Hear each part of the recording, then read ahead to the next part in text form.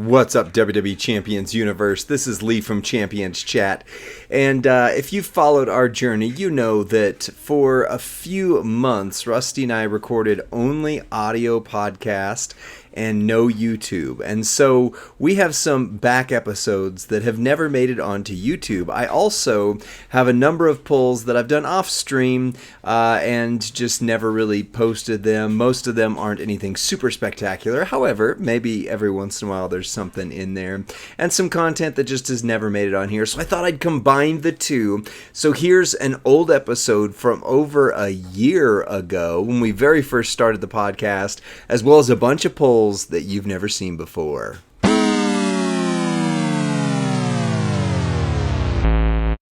What is up, WWE Champions Universe? This is Rusty and Lee coming to you on Wednesday, June 14th from the first and only podcast dedicated to the WWE Champions mobile app. What's going on, Lee?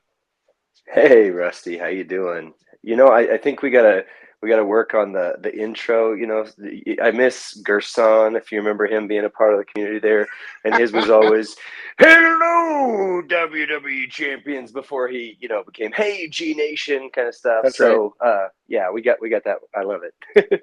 Plus the incredible French Canadian accent. So he always had that going for him, that he was like one of a kind up there in like Quebec. No one else looked or sounded like him. So that's right. What a legend.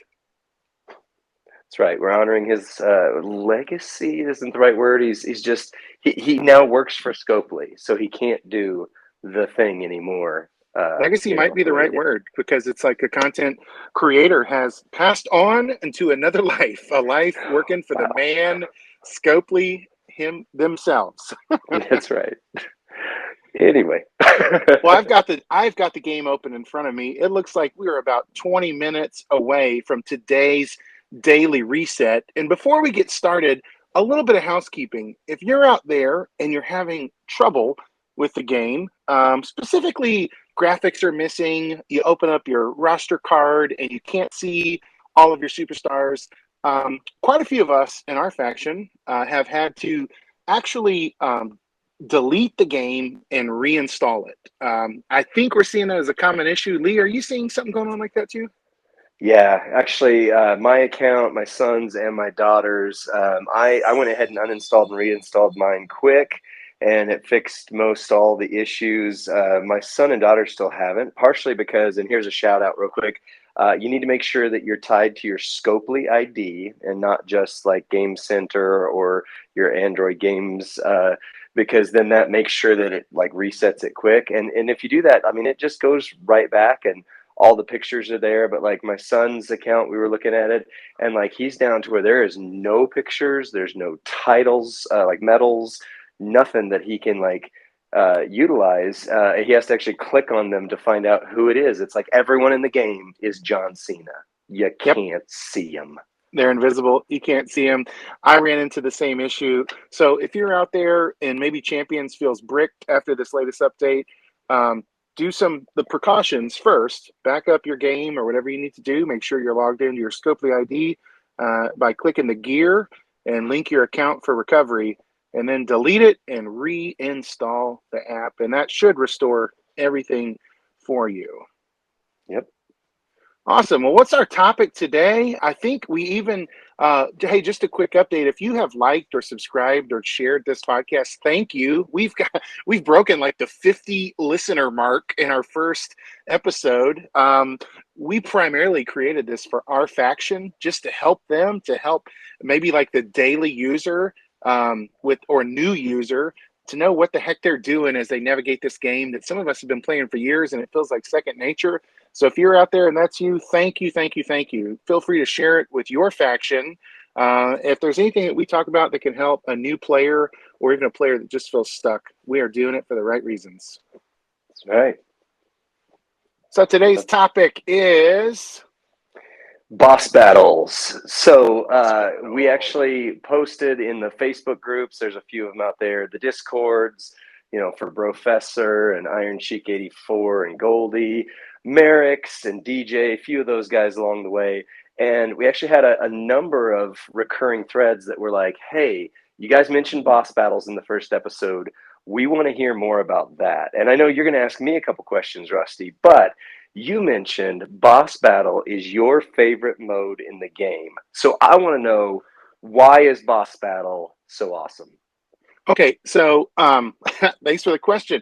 So yeah, boss battle is, and I'm not just marking out here, it is my favorite way to play champions. It feels fresh, it feels innovative, it feels like some of the modes that they've released to us in the past just never quite got there. And yet this one, although they've had some initial glitches in the early stages of it, has been so rewarding to play. Remember when Invasion was the thing, Lee? Remember when that was like, Yeah, I hear Merrick's he's actually talked about that a lot lately on his stream, and I missed that somehow. I don't know if it was before me. I don't know if oh I just man, wasn't in, because there was a time in between where I was not in the Black Pearl like I am now. In fact, when I first signed up for the game, I literally just like went to the search bar and typed the words Bad Wolf, because I'm a Doctor Who fan, and yeah. found a faction called Bad Wolf and just joined it. And there was like literally no one there. Nobody played. There was no organization. So I just missed Invasion. So I don't even know what it is, to be honest. Invasion was a lot of work for very little reward, and it was That it sounds was right. basically like playing Risk. There was a map of the game, and you had to defend cities on the tour of the WWE superstars, and it was basically like playing Risk and attacking capitals by defeating their computer generated boss. Okay. And so it was maybe the first iteration of boss battle. If you are on the fence about boss battle, let me throw out some things to you.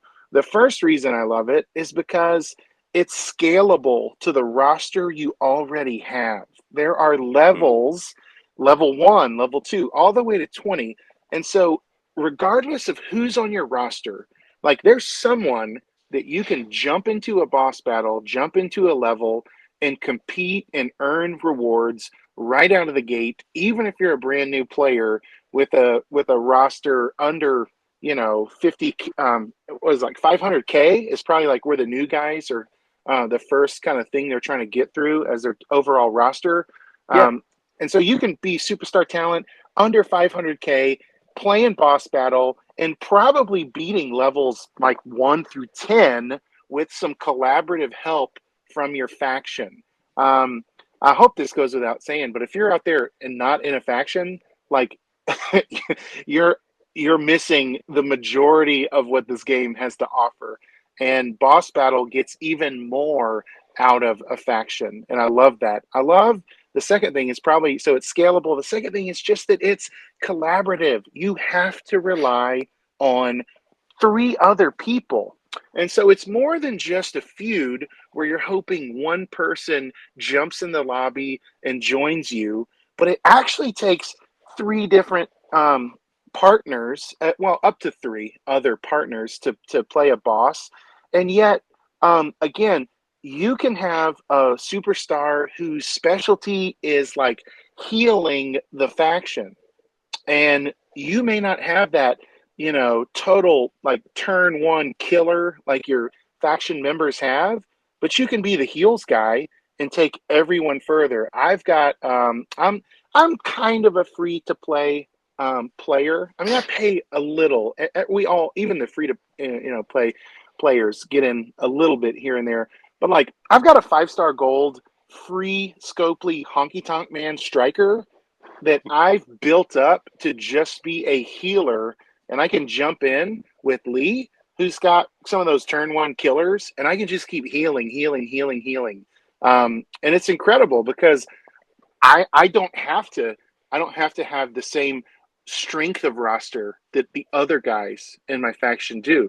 The guys that may invest more money in the game, that get better pools, that already have 6-star silver superstars ready to roll, my 5-star gold honky tonk man can hang with them on certain levels. And if you've got a player like a Showboat Gable that actually heals himself as he heals the faction, you are going to be worth your weight in gold in a boss battle. They'll want to have Absolutely. you on their teams.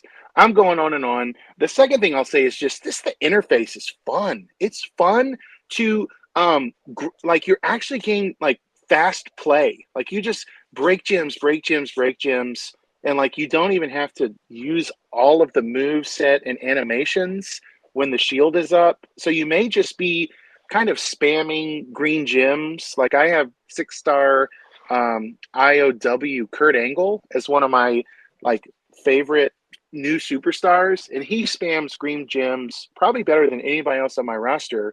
And so he's ready to break that shield and keep producing green, and it's just a fast, fun way to play. And I can contribute again in a very specific way by being a shield breaker or anyway. So that's a few things that I really like. I like that there's roles, and I like that you're for the first time. And I know Lee, you're about to jump in and talk about this. I like that for the first time in the history of the game, the class and style actually matter. Mm-hmm. That's They've right. never mattered. I've always wondered what a focused or a chaotic or a defensive, like that meant nothing before boss battle. Am I right? Or was there some other way to use that? Well, it was in the background of the game. I know one of the topics I want to talk about down the road is like why I think, spoiler, I think this is the best wrestling game that's ever been made. Over Fire Pro, over No Mercy. And a part of that is the planning in depth, and some of it that we don't even see or didn't even see for years. And this is one of those parts. So like if you click on a superstar, like I've got one up right now, and you click on the icon for their class and style, it will tell you like, hey, for example, I've got DX Triple H, Tech Triple H up here, and it says style aggressive, works on generating and breaking silence and botch gems. So like that's a specific feature of that aggressive class, and their weakness is defensive powerhouses. So even beyond just the wheel of, you know, here's who's weak against who, here's who's strong against who, the styles are actually weak and strong against other styles. So those are like mechanics that are just deep into the game that like unless you're really paying attention and digging into it's not really lore, but the lore, so to speak, the mechanics of the game, you're not even going to notice that. But your point is now you do. It's not just something in the background. It's something that actually is right there and it matters in a real way. So I love that. Not only has it mattered on the superstar itself, it's mattered in a new way through the faction shop. Because I'll say this, you know, like you get bored buying IOW tokens. You get bored after you've got those 6 initial free IOW trainers, you know, like the Roman and the Bella and the Big Show. Like your faction store doesn't really matter after you've been playing the game for a few years. Suddenly there's a new form of currency that makes you really care about the faction store and makes your faction really care about their faction quest and completing those expeditions and getting those weekly stars in. Suddenly it really, really matters. Yeah, absolutely. Absolutely. You should be getting the boss breaker currency as frequently as you possibly can and be strategic about it, which is going to be one of the things I'm going to talk about in a moment. So, we ready to dive into that, or? Yeah, let's just keep talking boss breaker, and you take us where you want to go. You've been integral in our faction, the Black Pearl, as far as formulating the strategy for our team and helping us through the in-game message prepare for battles. Yeah. So part of boss battle is, you know, kind of on a fundamental level, you have to think of boss battle like end game content in other games. So the only other game I've played for, you know, near as or longer than this, at least consistently, like I played Final Fantasy VII a number of times throughout my life, but like one game is Destiny. And in Destiny, like in World of Warcraft and other games like that, you have raids, like dungeon raids, where you have to not only go in there and just be like, oh, I'm just going to have fun, I'm going to shoot some things and, you know, whatever. Like you've actually got to strategize. You've actually got to talk to your clan or your faction beforehand. You've got to assign roles, like you just said. And so thinking of boss battle as just another mode kind of misses the point, I think. Showdown, you can go in and yeah, there's some strategy, but even if you just throw whoever in there, yeah, you can do fine. I mean, there's an argument to be had that any character in the game, period, whether they're C tier or S tier, can beat any other character in the game, period, if you have the right setup, if you've got the right trainers, if you got the right whatever.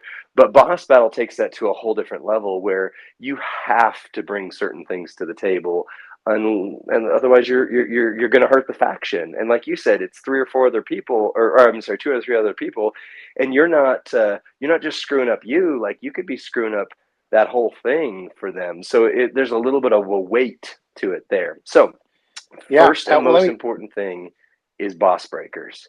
Now, you were going to say something. Oh, all I was going to say is if you're in a faction that currently doesn't use Discord or Line or some collaborative form of communication, boss battle has probably been super frustrating to you up to this point.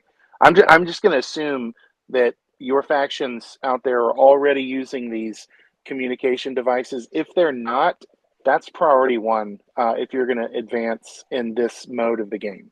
All right, let's go back to you, Lee.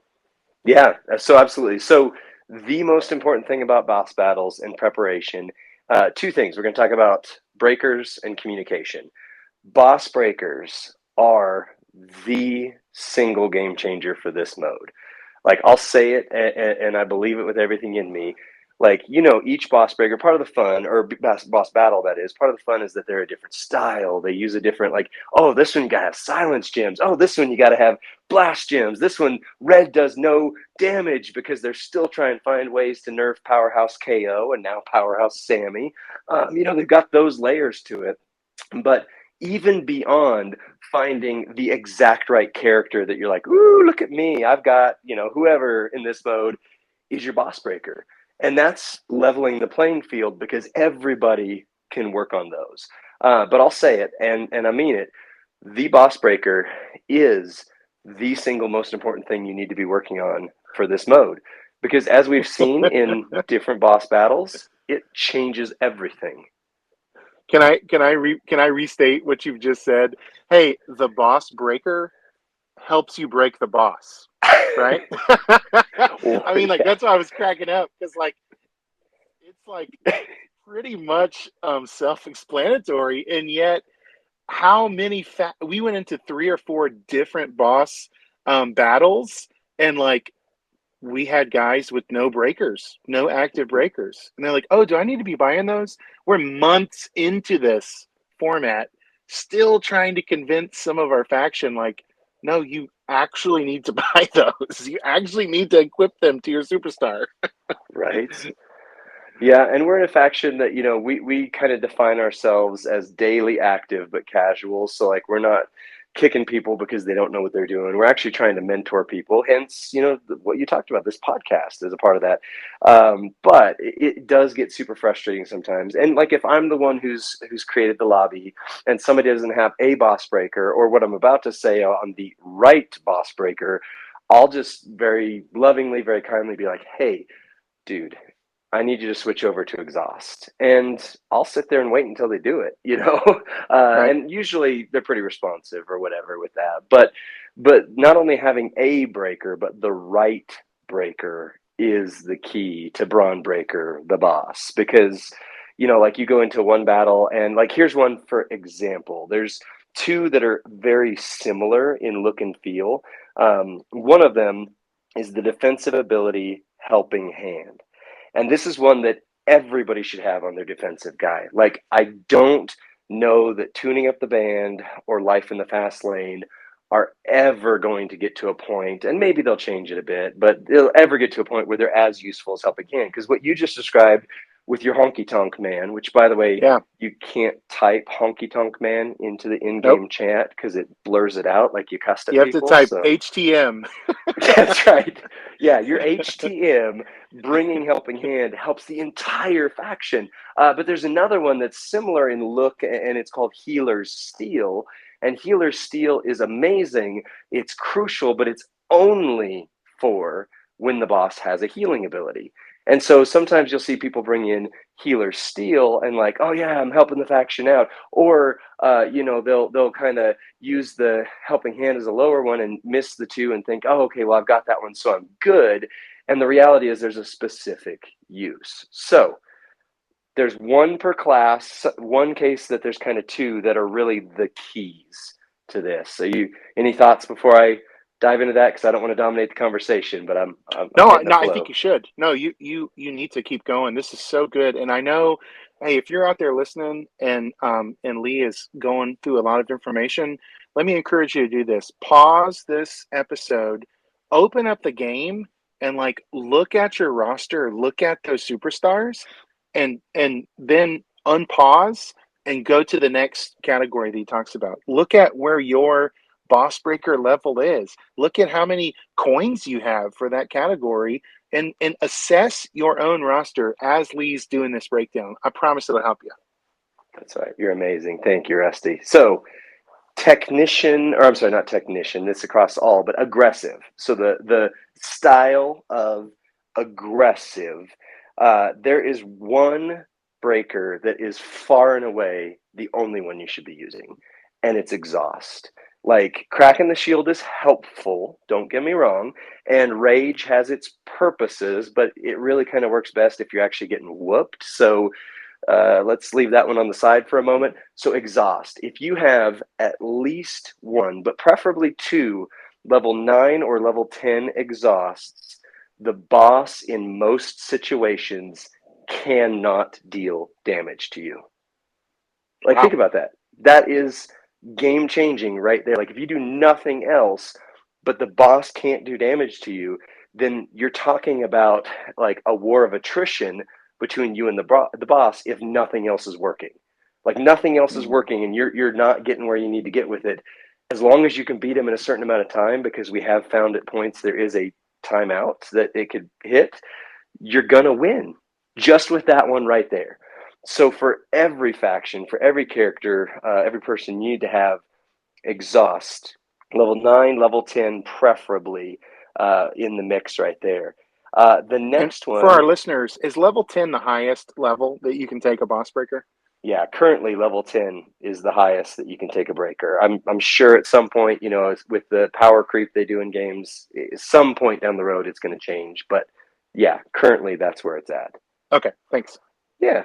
So then let's go to chaotic. So chaotic is a pretty popular category. That's one that a lot of people have at least one really killer superstar in the mix. Your mutant Seth is often a go-to in that category. There's been some new ones that have come out that are right there in that category. And there's actually two that work really well. And actually in this class, all three of them are useful. But where I would say you throw your emphasis is healer steel. That's the one that gets confused sometimes with helping hand. But healer steel, if the boss has a healing ability, that is what nerfs it as best as possible. And once again, level 10 would be the goal, but even if you're getting into that 8-9 range, you're helping out a lot. Because like, I remember, I think it was Stay Puffed back when the Ghostbusters event happened, and we were fighting Stay Puffed, and boom, things are going well, and we're like, yay! And then it healed itself for like half of its health. And all of a sudden, I couldn't hear everybody else, but like my energy was just like, oh man, that just killed my progress. And so, like, exhaust means it can't do damage, the boss, but healer steel means it can't heal itself. So you're helping win the war of attrition right there. The other one in the chaotic class is neutralize. Now, neutralize used to be the absolute definitive king in that, but they kind of nerfed that because it was working where it probably was a little more overpowered than it should be. But when neutralize is effective, and typically the blog posts will tell you, like, this can be affected by boss breakers or this cannot be. And 90% of the time they're referring to neutralize. That's just it. Because neutralize, if it does work for that boss, can take down its shield instantly. So you've just saved yourself all of the gem board action. And then the last one in there is its time. And its time is actually pretty helpful as well. I think chaotic is actually the most rounded because it just gives more time.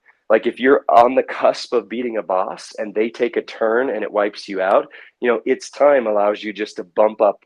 I think it's up to like 10, 15 more seconds tops that you add on. And if you've got a couple of those, you could basically add half of another turn. So that's chaotic. Thoughts so far? Well, I've got a lot of thoughts, but they right now are gravitating towards the daily reset that has happened because it is live as of 3 minutes ago, and I'm claiming my stamp card. I'm claiming my shop bags. I don't know if we're the same in this, but like when 3 o'clock hits, like I basically have an alarm set. I open the game and I see what's new and I see what the offers are and I see what's being featured. So all that to say, I don't have any thoughts yet. I'm looking for the trial Piper Nevin still in the Okay. game. I don't see her yet, so Well, there's keep going. oftentimes she shows up. The trial shows up late. But all right. Well, I'll let you do your stamp card for a bit. So defensive, pretty clear, pretty cut right there. Helping hand. You need to be doing that. Exhaust on your chaotic. That is absolutely the right one right there. No questions about it. And so the last one kind of in there is focused. Now, focused has two that are pretty helpful, but one of them that if you need that one, that's the only thing you need, and that's hell freezes over.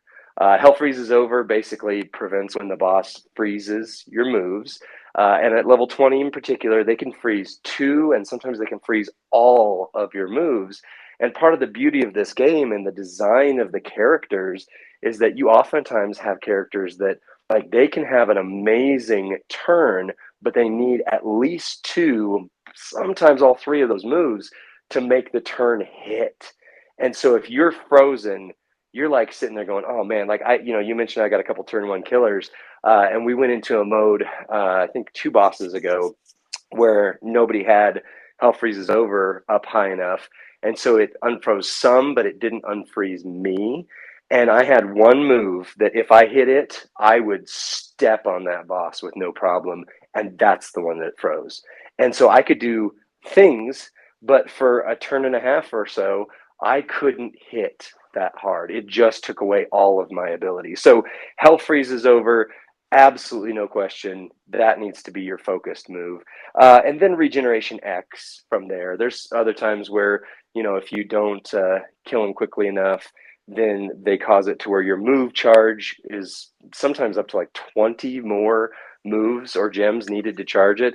And that just gets as annoying too, but by far not as annoying as hell freezes over, because it's the difference between I have a chance, there's something there to, oh yeah, I'm screwed. There's just nothing. Yeah.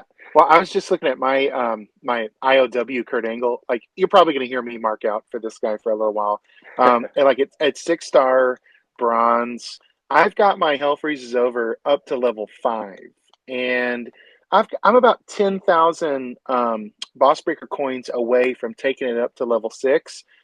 But I've noticed a pretty significant differential between levels. So even if you're like right on the edge of taking it up to the next level or starting over, like Lee was about to share about Raise the Roof and the other things, like I am finding that it's better to get that critical breaker higher than to try to balance your currency and have everything at like a level 3. I guess just not good. It's not helping as much as a level 6 Hell Freezes Over is so much better than 3 level 3s. And that you think it might be versatile. So I just want to say there's going to be a temptation that people are facing for balance and this like diversification of their assets. Don't do it. Put the hot stock on the line. Get the best breaker. Absolutely. And that is my big recommendation to anybody listening is pick a character. I mean, if you know someone is more versatile, if you know they're going to show up, like for example, on my roster, I didn't spend like whale amounts of money, but I got really lucky on Black Friday and I got Johnny Knoxville. And Knoxville as a fighter in the game is pretty decent, especially he's another one of those ones that the flat gym damage trainers have really, really bumped up to where, he's in the conversation for me as like, this might be one of my best cards. But the versatility he has, because he does purple gyms, because he does blue gyms, because he heals himself, because he, so on and so forth, like he's in the conversation for me on most boss battles. And so I picked him, and I am working on his boss breakers exclusively. Now, there's going to come a boss, there's been a few of them, where he's not the right key to the keyhole that has been created. But if I have that breaker, back to our earlier conversation, it doesn't matter. Like if he's got a level 10 on his neutralize, and it's a boss that neutralize works on, all of a sudden, it doesn't matter if it's a red gem shield, I can break it instantly. It doesn't matter if it's there. And plus, he's also my guy that just in general, I'm focusing on to take to 6-star silver naturally. And so with that, I mean, he's going to have the health pool. He's going to have the right thing. So it makes sense. So like what you said, not just even in the same character, like, working on your boss breakers to be balanced, but I find the temptation to try and balance across multiple characters because, for example, Mutant Seth is the same subtype. He's chaotic.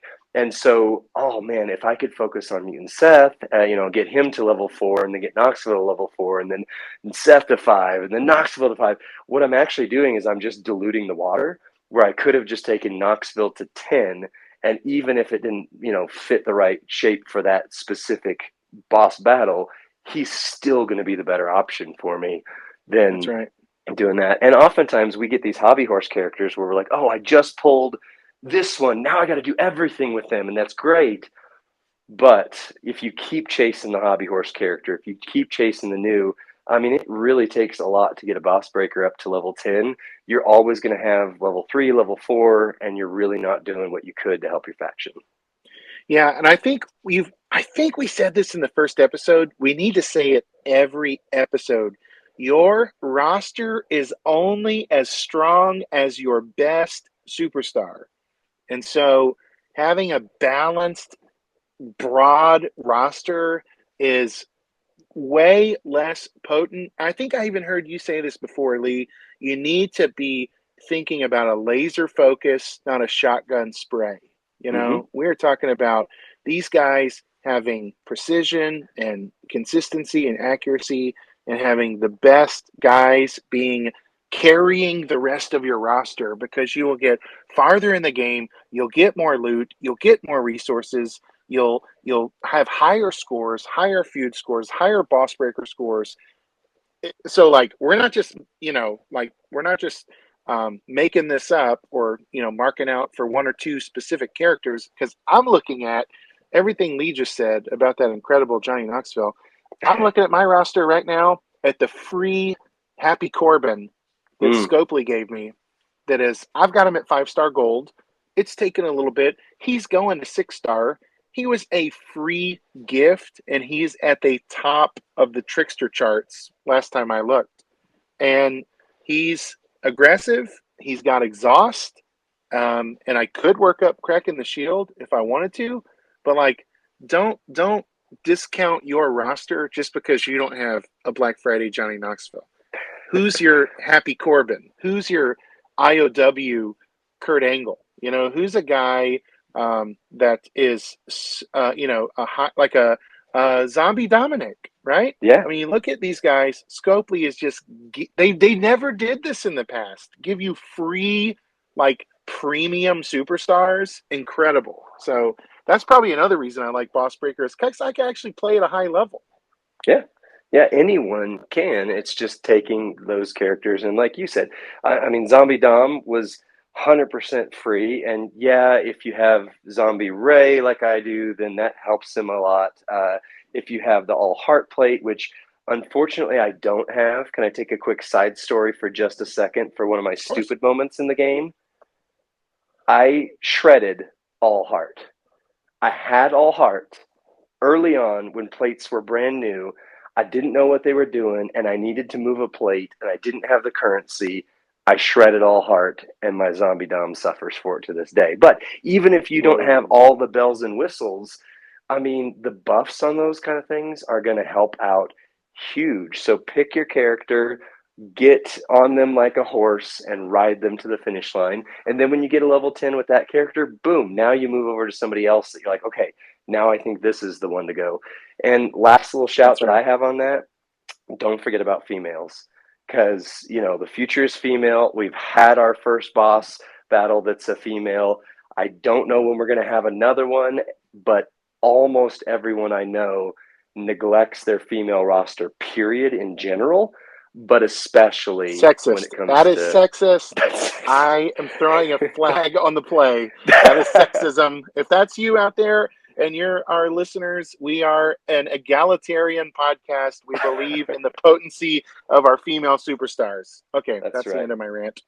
That's right. But unfortunately, we know Scopely, not that Scopely's sexist, but they just don't oftentimes focus on the ladies events. And I mean, this could be a whole nother topic too, but it kind of follows WWE, where it's like, we've been doing men's Money in the Bank for a long time. I guess it's time to start doing women's Money in the Bank. And it's just reality. That's the way it hits. So don't ignore your female roster.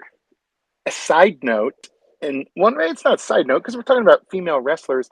This Piper Niven trial superstar is the highest rated superstar on my roster currently. She came out at over 30K. She is like a maxed 6-star bronze with every star full. I am going to have to go and revisit career mode and find out how many things that I can just harvest resources for. And her moveset looks insane. She's I can already tell she's got the moveset that's going to be a strong recycler. She's got a skip turn move. She's going to blow up the board with cross break gems. I'm guessing she's going to be somebody that people are chasing in the female category. And she just looks super cool with her jean jacket and her little Scottish outfit. My daughter's name is Piper, so I'm super biased already. She looks incredible on this game.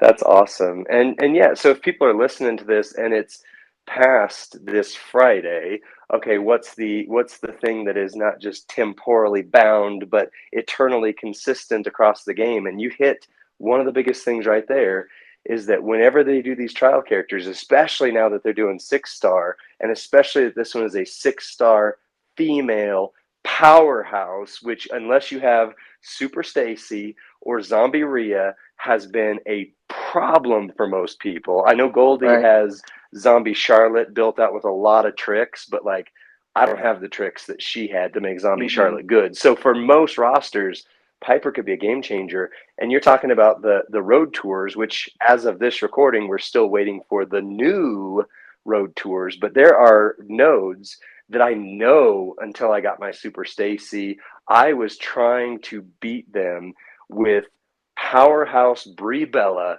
and using every prop I had, going through in-game cash, trying to beat those. And now Piper is just going to roll over those like nobody's business. That's right. Yeah, she's going to crush it. There's I'm looking at my female powerhouse. I've got China worked up to 5-star silver. She's okay. She's pretty strong, but this Piper Niven at 6-star bronze maxed is out of this world. Absolutely. Initial impressions. We haven't actually used her yet, by the way. Oh yeah, I know. We're gonna watch. I'm gonna watch a preview and see how to set her up. But she's got her own tour, and so there's gonna be some great loot for that. Also, I can use her on the UK Challenge tour because there was a female. The women. What was it called? Not the women's right. It's the one where Bianca was the champ. Women's division. On hell mode, I can sub in Piper Niven now, and I can clear that node and get a ton more loot. Where I was kind of at the top of my my game. Shauna is the contest bonus superstar there, but Piper Niven will help me clear it out and get a bunch more of those Nikki Cross shards. So nice. There's also, if I'm not sure if this is what you're alluding to and I missed it, or if I'm saying something different for sure, but either way, I'm going to yes and that and say. There's the challenge tour that gets you 6-star tokens. And if you have a 6-star powerhouse female, again, as of this recording, then that was one of the requirements. And even though I have Zombie Rhea and I have Super Stacy, I'm going to call myself out of my own hypocrisy here, because the powerhouse class is just so stacked that when I got Super Stacy, I just didn't push her as high as I should. And part of that's because, like, especially in the previous meta, she was so good that at 5-star silver, I was walking all over 6-star bronzes, no problem. So I didn't feel like I needed to.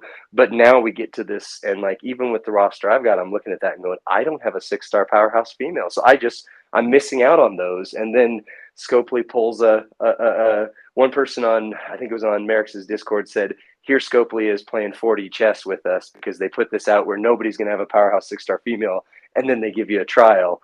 Ta-da. Yep. And it's great. Like, I appreciate that they played 4D chess, because I was sitting there debating, like, am I going to just blow through a ton of resources and take Stacy to 6-star, which was going to require a lot more than I even had for a while, or now Piper's the answer. Yeah, and this is so good. Those 6-star tokens, of course, get them any way you can, especially if you don't have to spend money on them. Get them, get them, get them. Do we need to talk more about Boss Battle, or we need to get into a little WWE talk before we wrap up? We're good. We're at 40 minutes, so we can do a little WWE talk to close it out. As of this recording, my male Money in the Bank prediction was AJ Styles. This recording, the last male spot was still available, but I have not got to watch Monday Night Raw. Lee, is there any chance AJ still can get into the Money in the Bank ladder match? How spoiler do you want me to be? Oh no. Let's just say that judgments may have come. Okay. Oh man. Well, I guess that prediction imploded on me. I really thought AJ could have made a really cool run at the and just been this ominous guy with the briefcase in the background. How are you feeling about your Becky Lynch female Money in the Bank prediction? After we talked about that, and one thing I don't think we got into, but just the quickest version of it is that I oftentimes don't actually watch Raw and SmackDown, especially SmackDown, because I don't have cable or anything like that gets Fox. I'm just on streaming. So I do watch Raw occasionally, and I definitely try to watch their premium live events now, so the PLEs. But what I do is I watch Wrestle Talk, and they tell me in 5 minutes or less what happened. And so right after we were talking about that, Wrestle Talk came on, and they were talking about their predictions. And I think Adam Blampier called out Io Sky. And I was like, oh, man, I forgot that she was in the mix on that. And so I'm not saying I'm changing my pick from Becky to Io, but I do think that Io has a lot more to gain out of being Mrs. Money in the Bank. And I think that Vince is back in the equation, and we're seeing the erosion of factions, because for whatever reason, the man that created, DX, or at least allowed it to be created on his watch, DX and some of these all-time factions like the $1 Million Corporation, for some reason he hates tag team wrestling and he hates factions. And so my guess may shift a little bit to, if Vince is pulling some of the strings more than Triple H on this, Io has a better shot, because then Vince gets the implosion of Damage Control storyline that we know he's salivating to do. Well, I do agree about the implosion of Damage Control. I think it's going to be a Bayley face turn that's going to be coming up soon. And my daughters are excited about seeing Bayley be huggable again. I don't know if we're the only family in America crossing our fingers for that. But I will say this. I think Becky is a lock. I think they're telling the story the same way they told the story of Seth getting this heavyweight championship belt. I think he got all of the interviews and the airtime and the hero's journey. Like, they're telling the story, Becky. But I will say this, Io is going to be basically the Ricochet effect. She's going to be the high flyer. She's going to be the one that, has the big spot. She's going to be the one that gets so close, the one that has her hand on the case. And you just think maybe Vince isn't going to screw this up. maybe the underdog is actually, oh, okay, there it is. Right. And then you just kind of, oh, yeah, yeah. Okay. I forgot. Like when Cody didn't win at WrestleMania, when it was just like, Right. oh, yeah, I forgot. Like the last 12 years didn't happen suddenly in my mind. And I think Right. Roman's going to lose even in a big match. Right. Barf. Anyway. Yeah. Yeah. What about the men's Money in the Bank? How you feeling about your prediction there? Well, I because I picked AJ Styles, he wasn't even in contention for it. Um, my own ideology burned me there, and so Okay. I don't. I would say this. I mean, your prediction of LA Knight made so much sense, and I think he is getting the loudest pop on the show. I mean, he is Mm-hmm. getting main event pop. He is bringing the house down. They're letting it. He came out and got a commentary spot, which they usually Mm. reserve for the elite caliber people that they're pushing. I think they're gonna. I think they're gonna have him go over. I really do. Can I just say, yeah? Yeah, I think yeah. so too. I'm doubling down on that prediction, and especially because, and maybe this is a little spoilerific, but you're all listening to this into the future right now anyway. But on Monday, they had Cody Rhodes and Dominic come out and set up a match for Money in the Bank. So that takes both of them out of there. And my fear, that's not the right word because I'm not afraid of it, but my concern was that they were going to push Dominic to that spot. And I mean, could be a good call. I mean, he gets nuclear heat like we talked about, and so having him be the one who's always around with the briefcase, if they let that story play out for a year, it might be awesome. But unless they pull a Brock Lesnar, I think I think it's going to be L.A. Knight. I hope so, and he's the only one that makes sense to me right now. Side note: Money in the Bank, Brock Lesnar was the only Brock Lesnar I ever liked. The boombox briefcase, Right. like that worked, and that was so entertaining. I'm so anti Brock in every capacity. I can't even believe he's married to Sable, and that like he's still. How old is Brock? Like honestly, how old is Brock? He's got to be 58 by now. 58? I don't think so. I could ask Siri in the middle of the call here, and it would tell It's me. okay. But I don't want to know. Let me just in my mind think he's 58, and I will, okay. maybe I'll give him the benefit of the doubt as the elderly often get when they drive in traffic in front of me. So, Well, I appreciate it, but if you want to flood the comment sections with Rusty, here's how old Brock actually is. How dare you? Like, that helps the metrics. That helps the shows. You know how these things work by now. Every that's right. YouTuber and their child ends their discussion with, "Hey, don't forget to like, subscribe, and share because that really helps me out." And that's actually true. So you comment on that, it bumps the metrics up. And so, Rusty, you didn't mean to call out Brock Lesnar that way, but we did call out Brock Lesnar as a geriatric individual on our podcast, and now he's going to come eat us, and I'm afraid.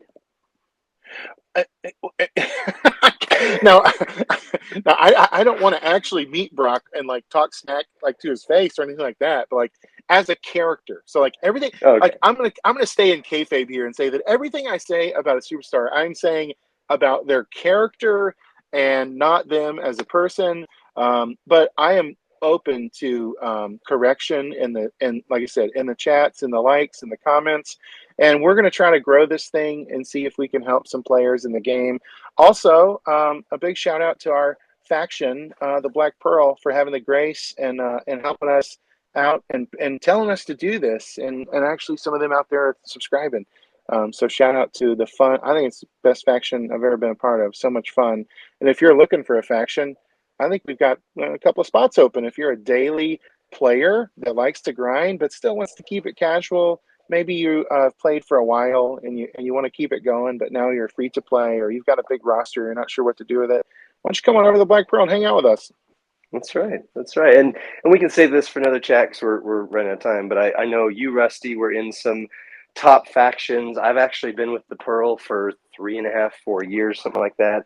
But I do know from those who venture away, oftentimes, that sometimes factions take the game real seriously, and if you're not spending, if you're not hitting every last requirement, you get kicked, you get beat up in your in-game messages, you get all that kind of stuff. That's not the vibe we have. Now, it might be a little too casual for some because, That's right. we're hitting 7, 8 out of 10 on most milestones because we're working on helping people. But the more that we've grown and the more that we've seen people step onto the faction, like you, like some of the people who have hit recently, the more we continue to hit that right balance, I feel like, of taking the game seriously and trying and hitting some milestones, but also enjoying the game, because at the end of the day, this is a game. We should enjoy playing it. And I'll say it again, and this is my last thought. I'll tell you, I don't think I've ever had as much fun playing a game as I have this one, with all of its faults, all the ways that we skimmed over the fact that Boss Battle is broken 8 times out of 10 when it comes to the initial hour for sure that they do each match or each round. But still, I love it. That's where I'm at. One last thought on boss battle and brokenness. Um, just like your internet connection, like you may want to disconnect from your home Wi-Fi Yep.